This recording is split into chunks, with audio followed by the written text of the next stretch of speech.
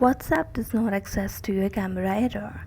Hello everyone, welcome to this channel. I'm Emily and I'm here to help you out today. So without any delay, let's get started. Now first of all, make sure that your WhatsApp application is updated to its latest version. So just go to the Play Store application and search for WhatsApp. Now as you can see, there is no option of update in this option button, so I'm just going to tap on open and it will lead me directly to the home page of the WhatsApp Messenger. So what we're going to do is check on settings and then scroll down and you can see the option of apps. Tap on that, then tap on manage apps, and in the search bar you can just search for WhatsApp application and then tap on that, and here you need to tap on app permission, so just select that